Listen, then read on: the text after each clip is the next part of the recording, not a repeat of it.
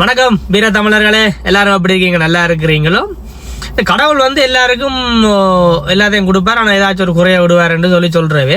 இப்போ இங்கே பொதுவாக வெளிநாடுகளில் பார்க்கல, இங்கே கனடாவை பொறுத்த வரைக்கும் பார்த்ததில் இப்போ வேற நாட்டுக்காரர் பொதுவாக வரைக்கல இப்போ எங்களுக்கு நாங்கள் நடந்து போய்க்கலாம், அவங்க நேரம் வெறினோம்னு சொன்னால் அவங்க நிமிந்து பார்த்து சிரிப்பாங்க, இல்லாட்டி ஒரு காய் சொல்லுவாங்க, இல்லை ஏதோ கலவை சொல்லுவாங்க, அப்படி ஒன்று செய்வாங்க. இப்போ இதுவே எங்களோட தமிழ் ஆக்கள் இப்போ எங்களோட தமிழ் மக்கள் உறவுகள் என்ன செய்யணும், இப்போ நாங்கள் வெளியிடங்களில் போய்க்கல நேர தமிழாக்கள் வந்தாலும் அதை பார்த்து சிரிக்கிறதோ இல்லை ஒரு காய் சொல்றதோ அப்படி அந்த பழக்கமே இல்லைன்னு. யாரும் தமிழாக்களை கண்டோன்னே ஒரு பெரிய விரோதியை கண்ட மாதிரி தங்களோட தலையை குடிஞ்சோண்டு போயினேன். இதை நினைக்கல, ஒரு சுமார் மனவரத்தமா இருந்தேன். நாங்கள் அப்படியான ஒரு உணர்வை எங்களோட தமிழ் மக்களுக்கு இடையே எல்லாரும் உருவாக்கி வச்சுக்கணும்.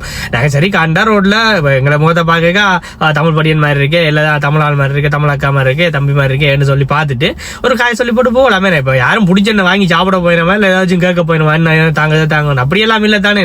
சும்மா ஒரு காய் சொல்ல ஒரு சந்தோஷம் வேணே. அப்படித்தான் இப்போ நிறைய தடவை பார்த்துருக்கேன்.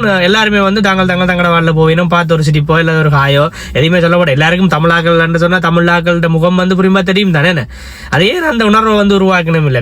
இதை சின்ன வயசுல இருந்தே உருவாக்கணும். எல்லாட்டி பாடசாலைகள்ல சின்ன வயசுலயே பிள்ளைகளுக்கு சொல்லிக் கொடுக்கணும், காய் சொல்லணும்னு சொல்லி இல்லை வணக்கம் சொல்லணும். அப்படி நம்மளோட பண்பாடின்படி ஏதோ ஒரு உணர்வை உருவாக்கினா மற்றவர்களை பார்த்து அட்லீஸ்ட் சும்மா ஒரு சிரிப்போட போனா கூட ஒரு சந்தோஷம் இருக்குமே. இதை நம்மளே மாற்றிக்கொள்ளக்கூடாதுன்னு நினைக்கிறேன். ஓகே பாபா.